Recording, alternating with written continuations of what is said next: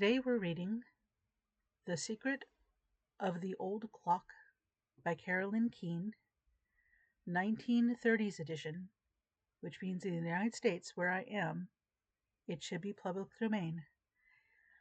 I'm reading this for the Sanctuary of Play, which is a non-denominational church that celebrates play in all its forms. So we just got this toy back. Let's play with it. Going to the first chapter, The Lost Will. It would be a shame if all that money went to the Tophams. They'll fly higher than ever. Nancy Drew, a pretty girl of 16, leaned over the library table and addressed her father, who sat reading a newspaper by the study lamp. I beg your pardon, Nancy? What were you saying about the Tophams? Carson Drew, a noted criminal and mystery case lawyer, known far and wide for his work as a former district attorney, looked up from his evening paper and smiled indulgently at his only daughter. Now, as he gave her his respectful attention, he was not particularly concerned with the Richard Topham family, but rather with the rich glow of the lamp on Nancy's curly golden bob. Not at all the sort of head which one expected to indulge in serious thoughts, he told himself. Mischievously, Nancy reached over and tweaked his ear. You weren't paying a bit of attention, she accused him sternly. I was saying I think it's mean if those snobbish Tophams fall heir to all of Josiah Crowley's fortune. Can't something be done about it? Removing his horn-rimmed spectacles and carefully folding the paper, Carson Drew regarded his daughter meditatively. I'm afraid not, Nancy. A will is a will, you know. But it does seem unfair that all the money should go to them, especially when they never treated Josiah Crowley like a human being. The Tophams were never noted for their charitable dispositions, Carson Drew observed with a smile. However, they did give Josiah a home. Yes, and everyone knows why. They wanted to work him into leaving all his money to them. And it seems that their scheme worked, too. They treated him like a prince until he made his will in their favor, and then they acted as though he were dirt under their feet. Folks said he died just to be rid of their everlasting nagging. The Tophams were very well liked in our little city, are they? Mr. Drew commented dryly. Who could like them, Father? Richard Topham is an old skinflint who made his money by gambling on the stock exchange. And Cora, his wife, is nothing but a vapid social climber.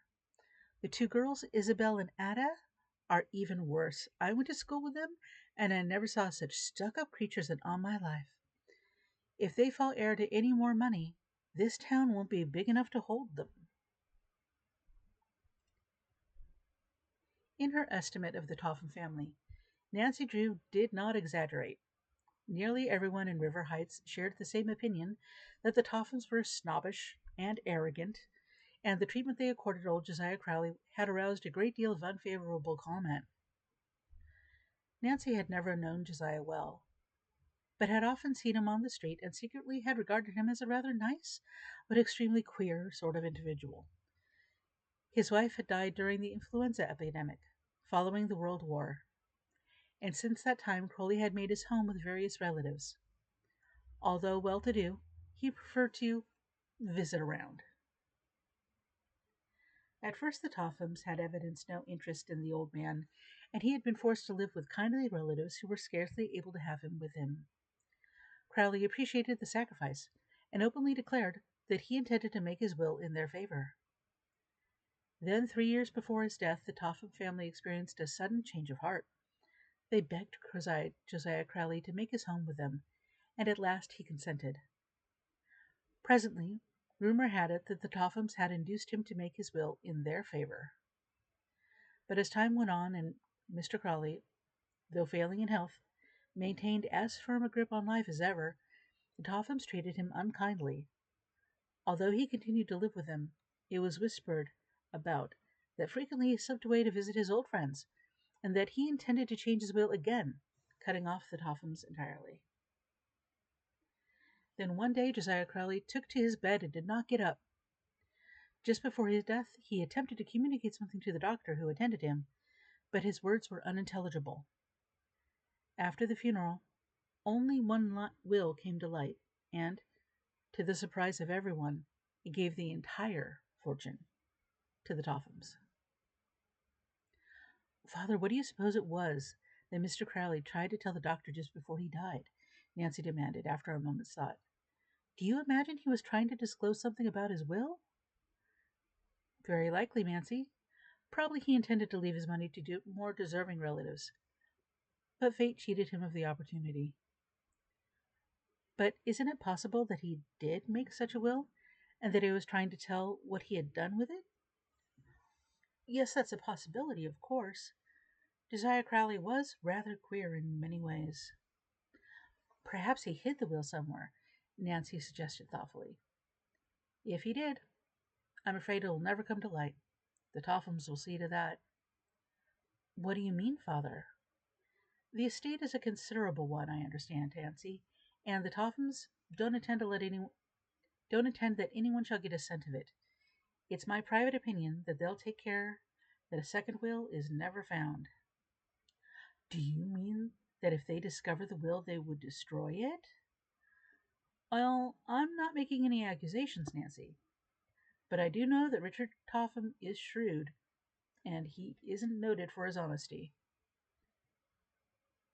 Can't the present will be broken? I doubt it. While I haven't gone into the case, I'm of the opinion that the Tophams have a legal right to the fortune. It would cost considerable to contest the will, and as far as I know, the other relatives are in poverty. They have filed a claim declaring that a later will was made in their favor, but I doubt the matter will ever go further. But the Tophams don't deserve the fortune, Father. It doesn't seem fair. No, it isn't fair, but it is legal, and I'm afraid nothing can be done about it. There were two girls who lived somewhere on the river road that were great pets of Crawley's when they were children. It seems to me that they should have had something, and there were a number of relatives who really deserve a portion of the fortune. Nancy nodded thoughtfully and relapsed into silence while she digested the facts of the case. From her father, she had acquired the habit of thinking things through to their logical conclusion. Frequently, Carson Drew had assured her that she went at a thing like a detective. Certainly she had a naturally clever mind, and took more than an ordinary interest in strange and baffling cases. Carson Drew, a widower, showered a great deal of affection on his daughter. It was his secret boast that he had taught her to think for herself and to think logically. Since he knew that Nancy could be trusted with confidential information, he frequently discussed his interesting cases with her. A number of times Nancy had been present at interviews which her father had had with noted detectives who desired his aid in solving perplexing mysteries, and those occasions stood out as red-letter days for her. There was something about a mystery which aroused Nancy's interest, and she was never content until it was solved. More than once her father had found her suggestions, or intuitions, as he called them, extremely helpful. For a reason which she could not understand, the Crowley case had attracted Nancy's attention, although it had not fallen into her father's hands. She had a certain feeling that a mystery lurked behind it. Father, do you believe Josiah Crowley ever made a second will? Nancy demanded suddenly. You're a regular lawyer with the way you cross-examine me, Carson Drew protested, but with evident enjoyment. To tell you the truth, I don't know whether he ever made a second will or not. All I know is that, but perhaps I shouldn't mention it, since my information's not very definite. Go on, Nancy commanded impatiently. You're trying to tease me. Well, I do remember that one day, nearly a year ago, I was standing in the First National Bank when Crowley came in with Henry Rolstead. Not the attorney who specializes in wills and legal documents. Yes. Well, as I was saying, they came into the bank together. I had no intention of listening to their conversation, but I couldn't help but hear that they were discussing a will. Crowley made an appointment to call at Rolstead's office the following day. That looks as though Mr. Crowley had made up his mind to write a new will, doesn't it? That was the thought that passed through my mind at the time. You say you overheard the conversation nearly a year ago, Nancy mused. That was nearly 2 years after Mr. Crawley had made the will in the favor of the Tophams, wasn't it? Yes, it's likely Crawley had made up his mind to change the will.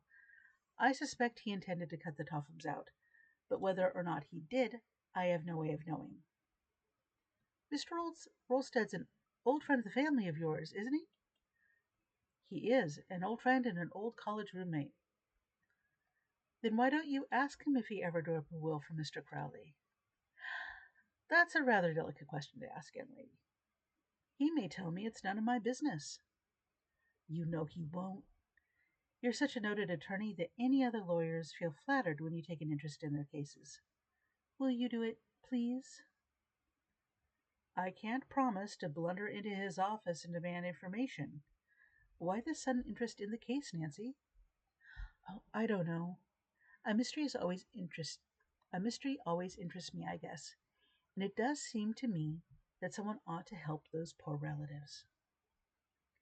You take after your old dad, I'm afraid, but I'm curious to know what mystery you have discovered. If a will is missing, isn't that a mystery? If it's actually missing, yes, but it's possible that if Crowley ever wrote the will, he changed his mind and destroyed it. He was subject to sudden whims, you know. Anyhow, I'd like to learn more about the case if I can. Will you talk with Mr. Rolstead? You are persistent, Nancy.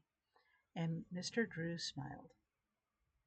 Well, I suppose I could invite him to luncheon with me tomorrow.